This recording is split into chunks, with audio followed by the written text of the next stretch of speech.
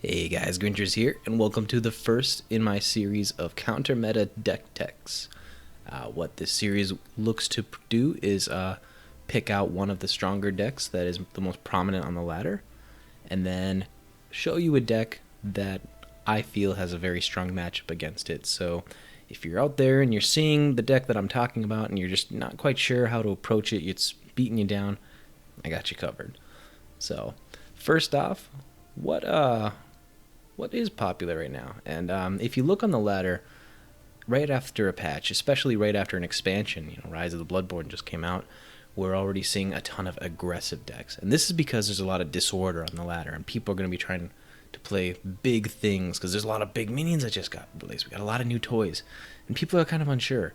And if you want to climb the ladder fast, then aggressive decks are going to be the way to go. They grind games faster. They just, they have really plain and simple win conditions. It's hard to counter them if your opponent does not have a prepared setup. And one of the decks that stands out this week is what I like to call Stinky Cheese Magmar, or Aggrohorn. Vath has also performed well with this deck, but mainly the deck features a variety of out-of-hand damage. And from the Rise of the Bloodborne set, I'm sure you're all familiar with Entropic Gaze. This is a deal 2 mana, deal 4 damage to the enemy general. Both players draw a card. Now, you play 2 of these, you basically just played a Spiral Technique and cantripped 2 cards. Cantrip, of course, referring to the fact that this card cycles itself, meaning pulls another card. So, when you're faced with this type of value in your opponent's deck, you got to be thinking, now how can I make use of the cards that he draws me? Because I can't avoid the damage, but I can at least do something about the card advantage that this will net me, or the card retention at least. They also have been incorporating Rancor. Whenever your general takes, it's a 2 mana 1/3. Whenever your general takes damage, this minion gains that much attack. It's pretty powerful. So what that means is if the general takes a hit from anything, a minion, a spell, a creep tile, that damage, however it amounts to, will be transferred to Rancor's attack value. So they get hit for 2, Rancor goes up +2. And that is continuous as long as Rancor is on the board, until she is dispelled or killed. Very powerful when combined with effects like Flameblood Warlock, which has an opening gambit of dealing 3 damage to both generals, and also Elucidators, which deals 4 damage to your general. So if you think about it, this is a rush minion, has 5 attack, they play it while there's a Rancor on board. Well shoot, now this Rancor has an immediate 4 damage increased to its attack value, thanks to the damage that it deals to the general. So there's a lot of cool synergies in this aggro deck, however it can be very oppressive when you're trying to play against it. Another notable new inclusion is Tectonic Spikes. 3 mana spell, both players draw 3 cards, deal 3 damage to both generals. That doesn't sound so bad. It's only 3 damage and it draws you cards as well. So it's not that scary, but then you see this card Decimus, and it's very powerful for the Starhorn in particular because it's a 4 mana 4/4, but whenever your opponent draws a card, deal 2 damage to the enemy general. Yeah, the wheels are turning now. Tectonic Spikes, Starhorn's Bloodborne spell, which draws both players a card, and Entropic Gaze, which now draws you a card. He has several means of drawing you cards, and when combined with things like Flash Reincarnate, means that, he can Flash Decimus and then play these other spells to draw you multiple cards, which will in turn deal lots and lots of damage. This can happen most notably without a Flash Reincarnate. On 7 mana, he can play a Decimus and Tectonic Spikes, which will deal 3 damage to you initially, and then 2 more damage for each card drawn. That is 3 cards, so we got 6, that's 9 damage. That's quite a bit. So you got 12 damage just in that combo alone. Or, I'm sorry, 9 damage just in that combo alone. But if he Flash Reincarnates it out in that same turn, he can also play Entropic Gaze, which deals 4 more damage, which is 13, and then draws you another card. That's 15 damage. So for those of you that weren't following, it'd be Flash Decimus, Tectonic Spikes, and Entropic Gaze. That's 15 damage, completely out of hand. Doesn't even need a minion on the board on 7 mana.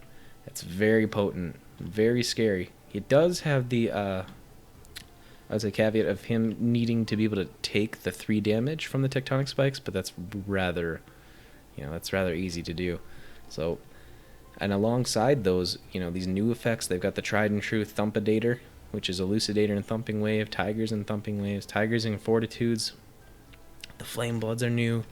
And then even if you somehow manage to dodge some of these effects, they end up, some of them have been playing cards like Mandrake, which can come out pretty quickly and in numbers, whether they're running 2 or 3. The deck I've thrown together here runs 2, but for the most part, this is what I generally expect to see on the ladder from this type of deck, where they've got high out of damage and good utility, with Thumping Wave also acting as a removal or just straight up frenzy effects. Some of them might be playing Dire Tide Frenzy, some of them might be playing other cards, but for the most part, this Decimus and Tectonic Spikes with Entropic Gaze is the new thing that you need to worry about. So that is what I would call the week's hot meta deck or something like that. And you got to be aware of it because it's going to be grinding fast games. Now, the deck I prepared today to counteract this deck is actually one that's not that new. It's a little old. Frankly, I don't even think I have one of the new expansion cards available in this deck. I don't have any of them. I thought about including a Photic Drain, Punish, but, it just didn't really seem like it. Any of these cards really helped out what I was going to go for, because I have prepared an aggro Abyssian list. But not only is it an aggro Abyssian list, it is an anti-aggro Abyssian. Forehead. The best part about this is these cards are not in the new set, so if you are someone who hasn't acquired the new set but you still want to have a good answer to the meta, here you go. I got you. This deck has a pretty good win rate. I played it on stream a few times myself already, but I've touched it up slightly to better accommodate the Magmar card draw meta on the ladder, and it's performed very well. I've already had 4 games against him with the deck, and I've played this deck a lot, and it just feels very nice. Games end very quickly and under your control, more or less. So let's go over it. So, Grasp of Agony is a powerful effect, or a powerful card. It counts as some of your board clear if you get behind too early against other flood decks. Like you see those Zix spamming Starhorns or other Liliths or Cassipas or anything, or even Linar, where they have lots of 3 HP minions along with Vanar as well. This can be great for board control or just pushing lots of face damage in the process of controlling the board. 3 damage is for 1 mana is nothing to scoff at. Stack them up nicely, and it works even better. Sphere of Darkness is pretty much a staple in almost any Abyssian deck these days. It's a 1 damage creep tile that cycles itself. Very efficient. Can steal mana tiles early on if that's your thing, which can be important, of course. But there are lots of reasons to run this card other than that for the board control that it brings. So, excellent card, and does damage. Void Pulse. This card often saw play in Cassava lately, but not so much in Lilith. And that is because it was very good at stalling the game out. It wasn't so much sought after for the damage, but much more the health value that it returned, because it's a 5 health swing either way. 2 damage to them, 3 to you, pretty good.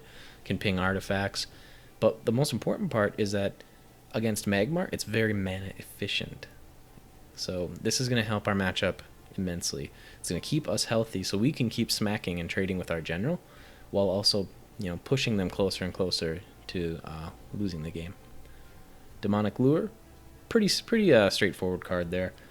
We're still going to run into some heavier decks like Linar with Iron Cliffs, or someone's going to play something in the corner, like Songhai plays a Chakri in the corner or something like that, and you want to kill it.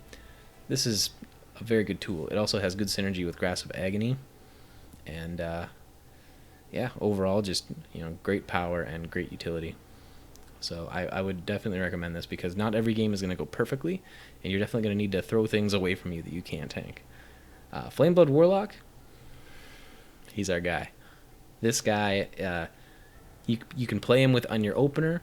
I'd prefer playing something else, but you play him on your opener and then you replace him until you think that you can make use of his damage. And I'll go over that in the game that we're gonna show today, the replay. It's 2 mana for 3 damage. This is very efficient when comboing with other cards, since you can't play around it. You know, it's on opening gambit. It's not a rush minion, so your opponent can't hide. And yeah, very powerful. Also important that Void Pulse counteracts the damage that Flameblood would take if you have them together. So, you know, if your hand is full, don't be afraid to use that Void Pulse for that value. Ooze. Now, you might be thinking, but that's more of a Casva card, isn't it? Not really. It's a 2 mana 3/3, which is very important. It's overstated, right? Now, being a battle pet, that can be somewhat clumsy at times when they play things like Sunsteel Defender or another Force Field minion or anything in general that this card may or may not want to. You don't want it to run into, and that can be detrimental to your game plan. But at least it gets you some Shadow Creep on the board, which is damage. Often you'll see people just tank the damage from Ooze. This can be amazing because it's like, wow, he just took 6 damage. He hits it and then he lets it hit him again, and they protect their minions, you know, which is whatever. For you, that's great. You just dealt 6 damage to him. You probably put 2 separate creep tiles on the board, and that's fantastic. You gotta be mindful of things like Tegedi, which I'll pull up here because this is a pretty. This is a core set card. It's one of the 7 sisters, but this is a card that 4 mana 3/4. Whenever this minion takes damage, deal that much damage to all nearby enemies. Now, that's important because if a battle pet wants to charge into that, you can't stop it. If they position this correctly and your Ooze kamikazes, it's going to deal that 3 damage that Ooze dealt to it in an AoE around it. So you got to be careful when playing battle pets. You know, consider the counter plays and try not to let them give it to them too easily. You know what I mean? So I've recently tweaked my 2-drop numbers to just be at 8 because I feel that my openers with Sphere of Darkness or just equipping a Spectral Blade or something like that can be very functional, or setting up a Grasp of Agony counter opener on turn 2 or something like that, where I skip turn 1. You know, unfortunately it happens, but if I skip turn 1 and I have Grasp and I have something like a Sphere as well, I can easily, you know, turn their double 2 opener. Like, say I went first and I skipped my turn 1. They open up 2 2-drops, one on the mana tile and one in front or something like that. Well, I have options to potentially remove them both with Grasp of Agony, or if they, you know, Demonic Lure and all that kind of stuff. There's tons of counter openers that Abyssian can do to people, even without a board, Spectral Blade included. So the number 2 drops has gone down quite slightly to allow us to have more flexibility in our deck building. It's a more of a playstyle choice. You're welcome to distribute 2 drops more as you see fit, but I feel it's not necessary. Primus Fist. This card is awesome. It's a 2/3, which is great. It's our only 2/3 in the deck. It's our only normal 2-drop. So if you can open with this guy, that's ideal. Like, that's your ideal opener.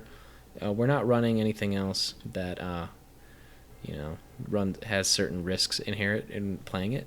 Like Flameblood, if it gets blood tiered, feel bad. But you know, it is what it is.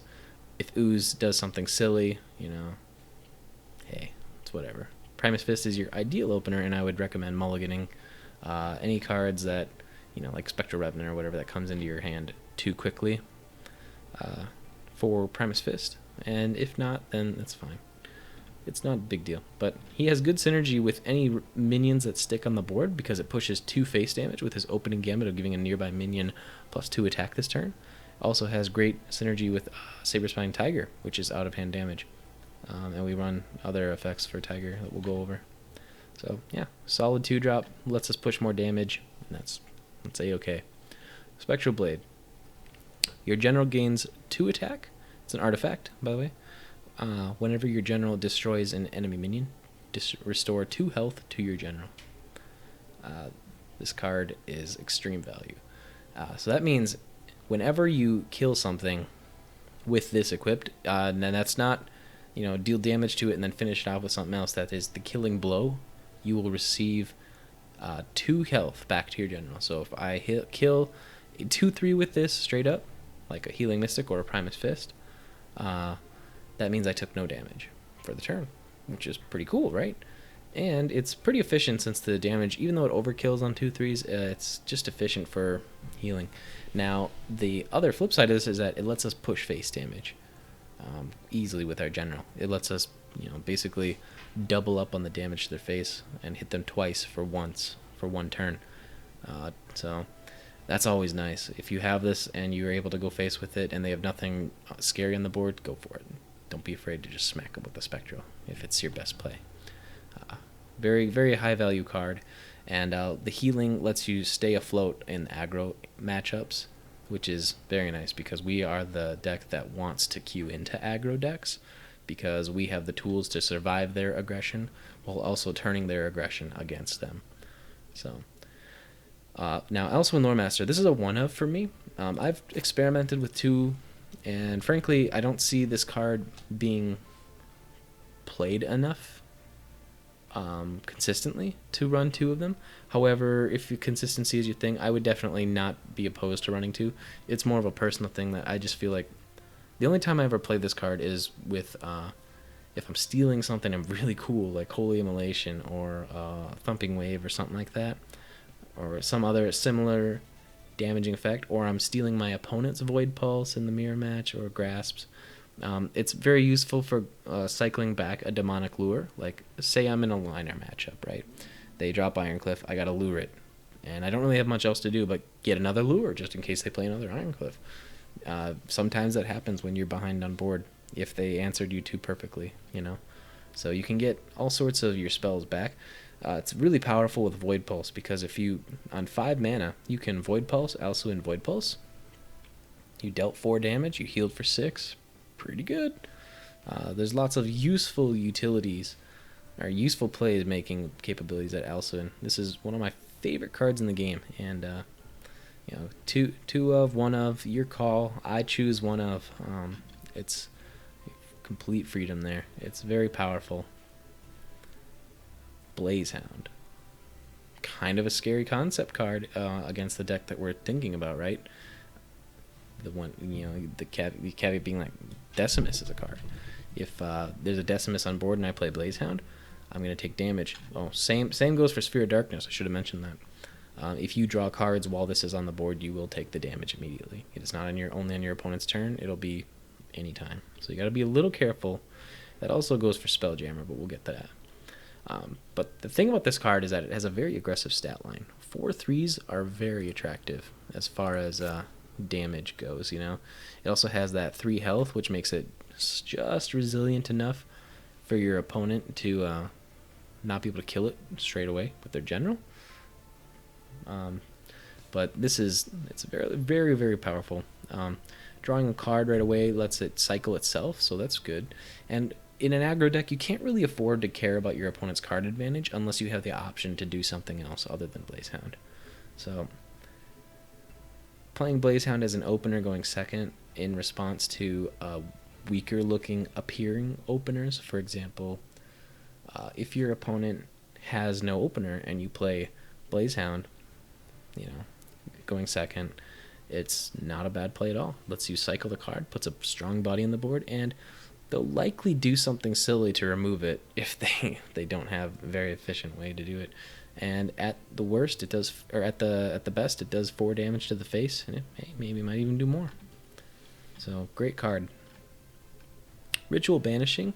This is I had 2 of these in here before the expansion, and I dropped it down to 1, more or less because this and Demonic Lure is how I'm going to deal with big things, right? This is more of my secondary plan. But, with my Bloodborne spell on Lilith, I can summon 2 Wraithlings nearby my general, which is very important, by the way. I should probably go back and reference the general. I will at the end.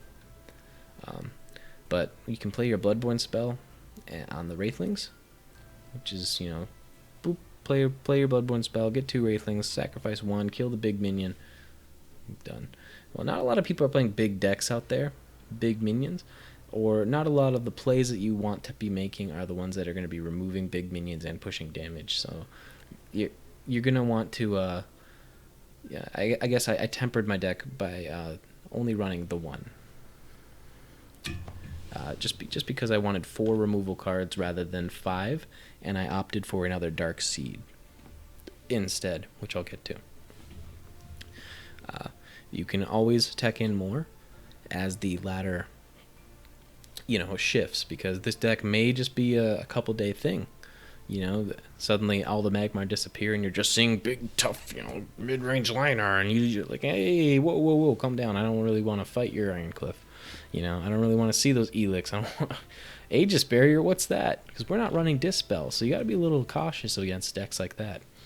You gotta have that foresight of what are you going to be playing against. So this can increase or decrease in numbers depending on what you are playing against. I have myself chosen 1, and that is what I am comfortable with. But you feel free in your divisions, wherever you are, whatever you're doing, to get more if you see fit. Saberspine Tiger. It's a staple. It's a rush minion, which means that it is a vessel for our Shadow Reflex, our Primus Fist buffs, and it's also pretty much can function as a removal tool if we need to, where like they position something out of reach and you just have to Tiger it.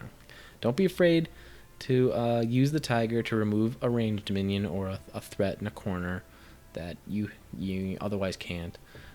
Weigh the risks of comboing it with something like Shadow Reflect to remove a minion that's out of reach, whereas you probably could have gone with a more patient play and just held off on another turn for better options.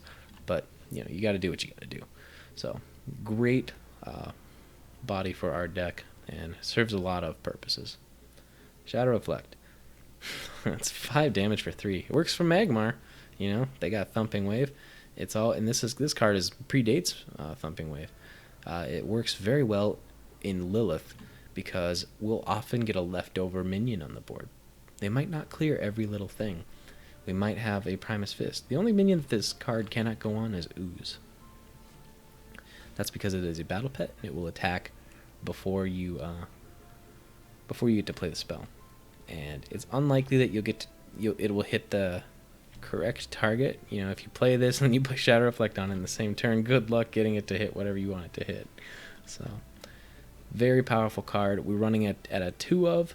Since it is slightly less playable than Thumping Wave, you might realize that this is best played on Saberspine Tiger or on Blazehound or Spelljammer that have stuck.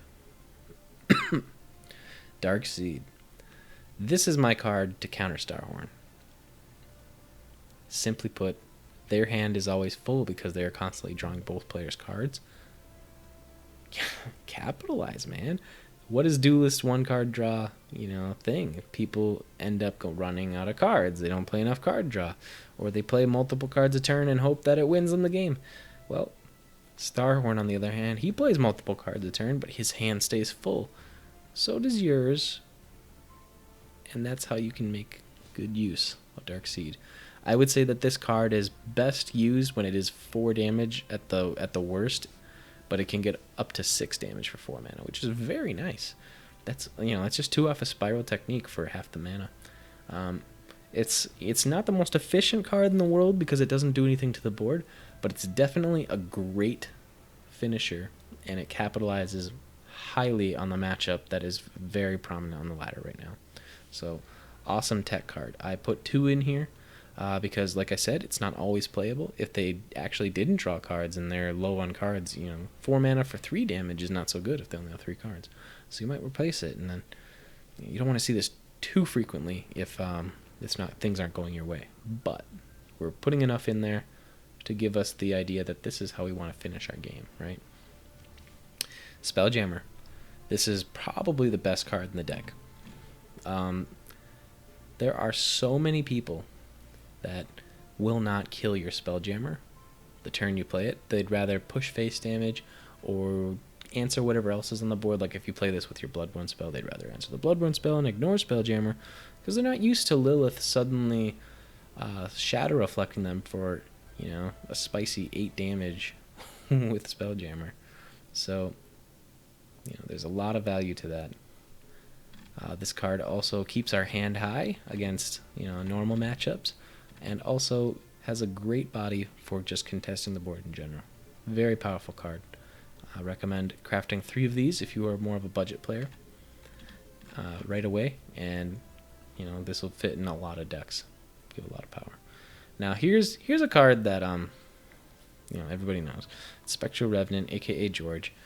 This card, if you are a budget player, again, this is probably not for everyone's. It's a little. Sometimes I just don't finish the game with Revenants.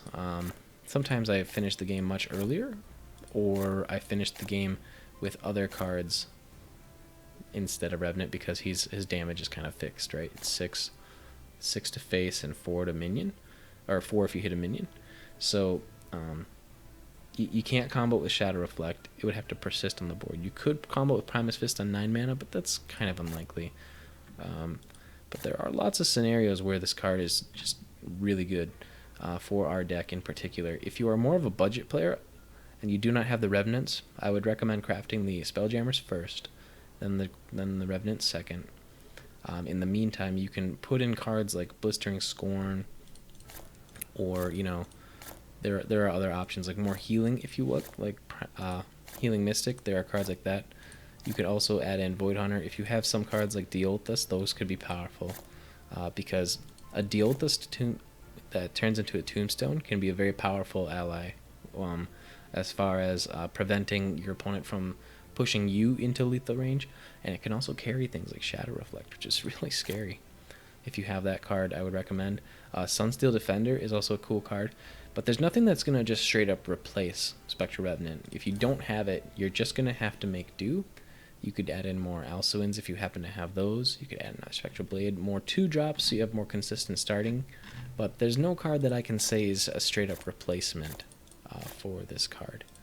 If you happened to buy the expansion, you might consider Meltdown. So if you've bought the expansion but you don't have some of the core cards still, like Revenant, you know, Meltdown might be a consideration. It's a little more. It's a little slower, and it has that RNG element to it, but it does do that 7 damage. So maybe 2 of these and then another ooze, and you might call it solid if that's where you're at. So few options there for things like replacing Revenant, but just know that that card is very unique, and it's very hard to repurpose that slot to do the exact same thing, since he is literally one of a kind in all of Duelist, you know. And there are no other rush minions to put in that spot. Yeah. So, like I said, I'd retouch on why we're going Lilith. That is mainly because if we were to play Cassava, we would have a much more difficult time finding uses for some of our aggressive cards, like Primus Fist, Shadow Reflect. We would also have a harder time contesting the board. That's because usually our Bloodborne spell and our general might focus on the same thing, you know. That'd be killing a 2-drop, doing something like that. Whereas our general and our Wraithlings can do 2 different things. One could help clear board, one can go face. They both can go face. It's just these Wraithlings are always going to amount to 1 damage going somewhere. I mean, you know, not accounting for AoE removal or something. But when you can account for this damage going somewhere, rather than like face, and this Bloodborne spell can't go face, this one is the clear winner. So also has good synergy with Ritual Banishing. Even though Punish is a new card, I wasn't too keen on playing with it in this deck, just because of the caveat of your opponent having to take damage in order to get value out of it, and without the ping, it's harder to pull off. So yeah, that's the deck, guys. I'll post it in the link below. I'll also post a copy of this Starhorn deck if you're interested in, my thoughts on what I think is, probably the most contemporary aggro horn deck. I would also recommend you guys experiment with the new cards as you see fit, but for now, that is my tech. Now we're gonna go to the replay. The replay I've prepared for you today was kind of fresh, actually. So it's an S rank, as you can see, and this is all the same deck. This is played before the expansion. This is after the expansion. I was one off lethal in this game, really was. But we're gonna jump into this one. All right. I've played 5 games since the expansion, I believe, and 4 of them were against Magmar, and it might have been 4. Might have been 4 games. I played against 3 Magmars and 1 Liner, something like that, and I beat all of them because that is what I designed this deck to do. So right away, I see my opponent's Starhorn, and I'm happy because that's what I'm hunting. We're hunting horns. Excuse the pun. I think we just replaced the Revenant here. Everything else looks pretty solid. In this matchup in particular, you're looking for your opener. Ooze is an acceptable opener. Sphere, Spectral Blades, those are all very playable cards. This on turn 2 is a powerful play. There's a lot of reasons to want the cards in our hands. I chose it. I almost replaced Ooze, but it didn't. So I play Ooze down here. This is because some Magmar will open up double to, or they'll open up a 1 minion that won't die right here. And if they play something on this mana tile, pause it before it gets to the next turn. If they play something on this mana tile that doesn't die to Ooze, Ooze then takes center, and I don't have the chance to follow it up. So I was hoping to, if this were to be attacking something in the center area, which is what this threatens to do, I wanted to follow it up with my general and have that option. So top, bottom, same play. He chose the turtle opener. So I'm thinking, I don't need this Void Pulse right away. Oh, Shadow Reflect. Yeah, definitely replace that Shadow Reflect. Right now, it's not that useful. Can't play it on the battle pet. I don't have a minion sticking on the board. So replace Shadow Reflect. Void Pulse might have been the other replace if that wasn't a Shadow Reflect, right? So the play here is pretty simple. Deny the mana tile. This minion requires 2 sources of damage to kill it. It needs another source that's on the board, or what is on the board, to remove it. And if he is going to use the Young Silodar, that's going to leave the egg vulnerable and within reach. Find ourselves another sphere, so that's great. I don't think it would be the correct play to ping this mana tile, even though it does grant you some advantages. Like now I know he only has 4 mana to work with. This positioning is also weak to Flash Macantor, but I decided that it was worth the risk because Macantor would die, and if he still wouldn't be attacking with Young Silodar unless he wanted the egg to be vulnerable. But I decided to distribute the damage underneath the Young Silodar because it makes more sense to put the damage under this unit so that way it can no longer attack my general and live. It will turn into egg, and I get a chance to deal with it at that point. So if you deny the mana tile, you might not be wrong. I thought about it, but in the end I went with the Young Silodar play. So both plays have their merits. So he actually has a pretty good turn here. He Blood Tier Alchemists the Blazehound after using the Young Silodar, preserving the damage on his general. He's playing Vindicator, which caught me a little off guard. But I can definitely see this being a powerful card, Excuse me. Playing it with the new Tectonic Spike or the Entropic Gaze would be very powerful. So I wasn't too afraid of this thing right away. I know I have my Demonic Lure. We replace, and it looks like I found that Dark Seed. So I was hoping for a Grasp of Agony. I'm definitely considering playing this sphere. Question is where, right? Well, my general can punch this. It could also punch the egg and take no damage. However, that would place me right next to this Vindicator. So the choice is, of course, going to be to sphere this up here and punch this, just in case if I place the sphere underneath the Blood Tear Alchemist, I do not draw a Grasp of Agony, then of course I would be stuck up here on top, punching the egg right next to a Vindicator that could hit me for a lot of damage next turn if he plays a bunch of draw card spells. So always consider the follow-up if you are searching for a specific card with sphere. So that is why sphere is going to go underneath the egg to avoid the off chance that I do not draw a Grasp of Agony, and to avoid the poor positioning it would represent next to a Vindicator. Yeah. So I believe the play is sphere up there on the egg. I move down Bloodborne spell, and then I punch the 2/1 and equip the Spectral Blade. Now you might be saying, Grinch, why didn't you use the Spectral Blade to preserve 2 HP? And that is because I didn't want to lose all the charges. I anticipated a card like Entropic Gaze, right? I anticipated Entropic Gaze and maybe more rush minions or more Blood Tear. It's just, you never know. And I want to make this as hard for him to remove as possible. However, I want to be mana efficient as possible.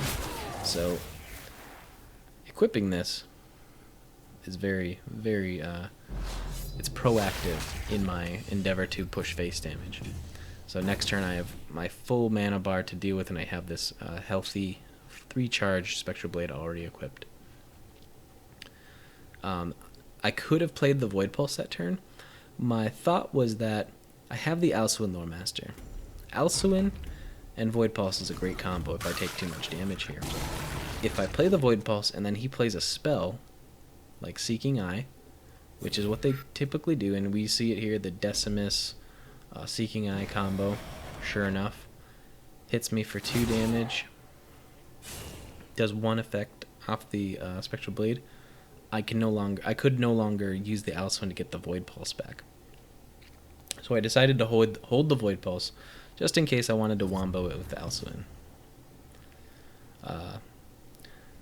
Now here's where this game gets really spicy. Oh, the Dark Seed is 5 damage, so is Shadow Reflect. One is 4 mana, one is 3 mana. So the Dark Seed is likely to do the same amount of damage this turn as it is next turn, whereas I'm not guaranteed to do anything with Shadow Reflect next turn. So I decided we're just going to push as much damage as possible. Put this guy in his place. 4 HP. Pretty good. Pretty good. Now I lost my Spectral Blade there from the Decimus because I drew a card at the end of my turn. I even drew another Void Pulse. So we have lethal in hand. You know, that was a lot of damage. He had what, 17 HP? We put him to 4. It's pretty good. These decks are not running healing, as far as I'm aware. I haven't really seen anybody run a whole lot of healing in Starhorn aggro decks. So I'm feeling very confident that this game is ours. How does he come back, you know? And sure enough, what does he do?